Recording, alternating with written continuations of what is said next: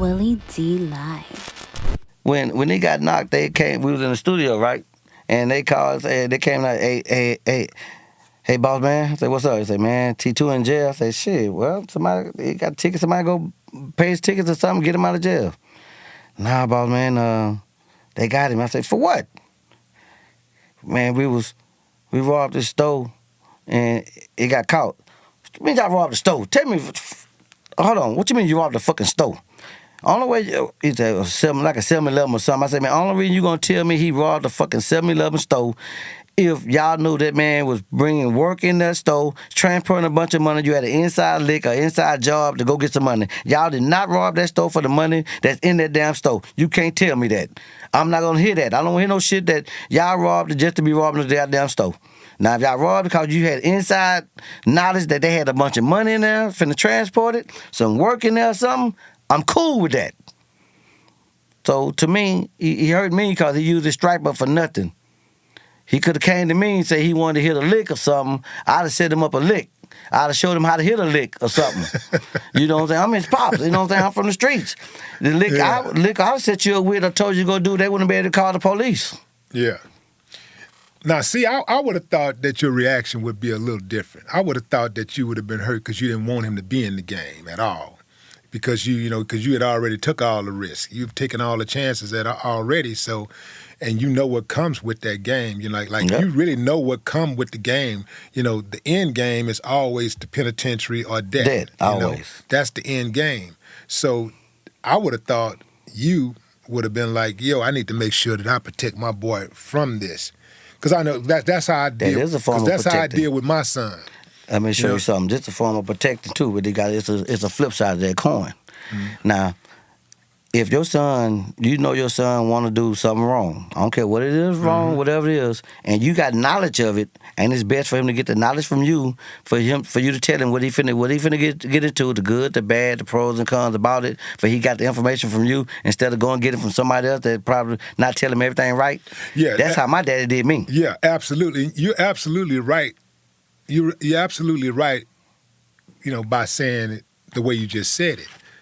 But my point is that that's a last result. Yeah. My first thing is to talk him out of it. Yeah. My first thing is to say, son, this ain't what you want. Yeah. And explain to him what the consequences are.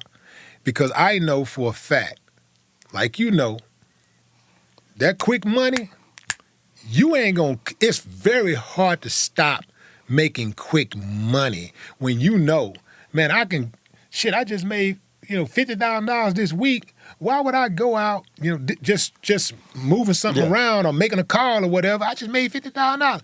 Why would I go out and, work my fingers to the bone for $50,000 for a year or for a month? You know what I'm saying? When I can do it in a day or a week.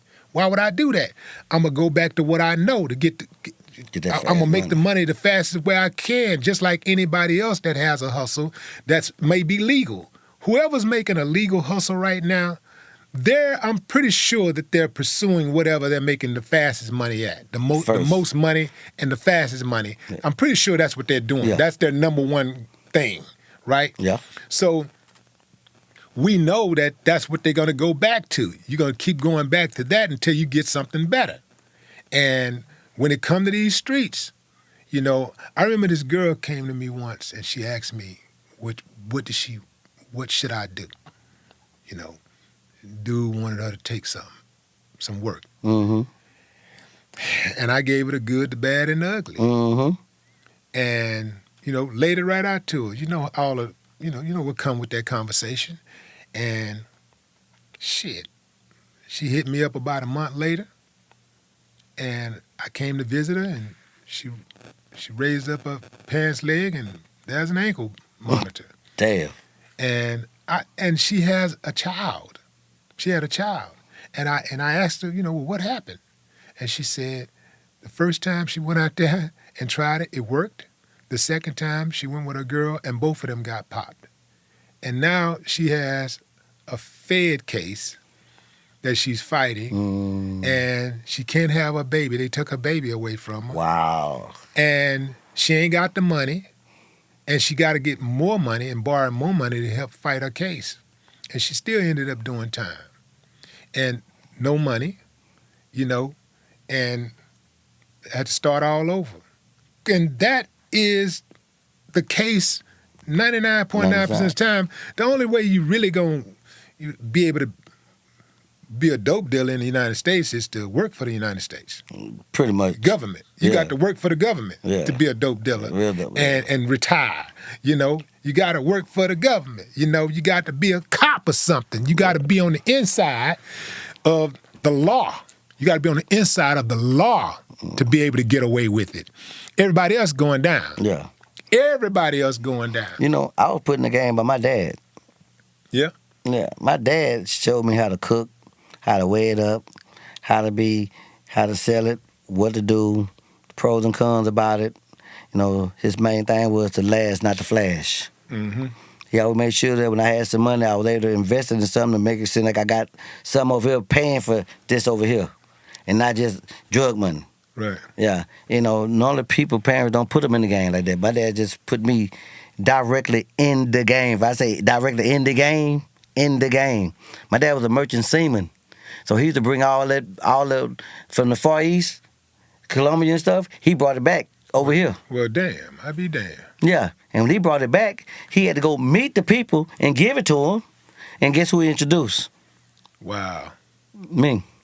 Wow. So this is how I was able to connect.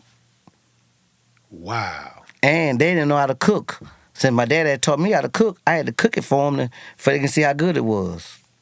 Wow. This how I got introduced to the game, Willie. So at your dad's height, how much you think he was moving? I don't know how many he was bringing back from overseas for him. I just know every time he go to Far East or go somewhere, he always come back. He got to go into, he got a big old duff bag. He got to go take it to these people, meet them, and give to somebody over here. They load up on the ship. He bring it back over here and deliver where it need to go. That's all he did. Man, this sound like some Denzel Washington American gangster stuff. But that's what my dad was doing. Yeah. And then as they youngsters was growing up, I was growing up, so we started hanging, knowing each other. So when they started getting all the work, I'm buying the work. They were giving it to me. So it's just like, there you go. I got to connect through my dad from overseas because he brings it to the people over here. So when your dad is teaching you how to count it, weigh it, cook it, move it, what kind of, what's your mother's reaction to all of this? Like, how is she, what is she coming to play? She just tell us to be careful, and she was behind her husband. No matter what. See, they played in the band. They traveled doing music and stuff. They did all that, but my dad was a hustler. He was a hustler, and that's what he done. He was a merchant seaman, hustler, good father, caring, knowledgeable. He was a teacher. They used to call him rabbi. So he's a teacher. Mm-hmm. So he taught us about the game. Because like I was just telling you, he say, man, I don't want you to go shoot dice. You want to shoot dice? I'm going to take you to somebody, let them show you how to shoot dice, how to pad roll, how to practice everything. You want to be a jacker? I'm going to take you over here and show you somebody I know, I trust. They're going to talk to you about being a jacker. I'm not going to let you just go and talk to anybody about doing anything wrong. Now, what I do need you to do is go to school and get a little book sense, all right? Because you got a lot of common sense. I'm going to make sure I put some street sense in you, and you'll have a lot of sense. That was his whole thing, to get some book sense. You ain't got to be the smartest one in the class. Just listen. So absorb some of it. Your common sense is already up here, Troy. You got good common sense. I'm going to teach you street sense. And you'll have a lot of sense. You'll be able to go sit in anybody's room, anywhere, and talk to anybody about anything. Because your common sense is going to kick in when your book sense ain't got it. Ain't on their level what they talking about. But your common sense will be able to hold a conversation. And your street sense is going to know when they bullshitting you. Now, did your dad end up in jail? Nope. My dad never been in prison. Not once. He's still alive? No, my dad been passed long. When I hit with Wanna Be a Baller, a couple years after, about 3 years after that, he passed away. Okay, so at least he got a chance to see. He got a chance to see me being successful at what he from one of his creations. You know what I'm saying? Yeah. My mom, Lou Rawls, tried to hire my mom to go on the road with her. Mm-hmm. Lou Rawls came to my mama's show one night and heard us singing. This before I was born, and he said, "Hey, I need you to come on the road with me. I want to cut a record with you." See, so the next morning, he came to the house. My dad and my mom came to the house, asked her to go on the road with him. And my mom said, well, my husband got to go too. He said, well, man, Mr. J, I don't need another saxophone player. I just need your wife. And mama said, if he can't go, I can't go. And so that was their chance to cut a record, and though they never got a chance to cut one. And if they would have went on the road, I wouldn't have been here.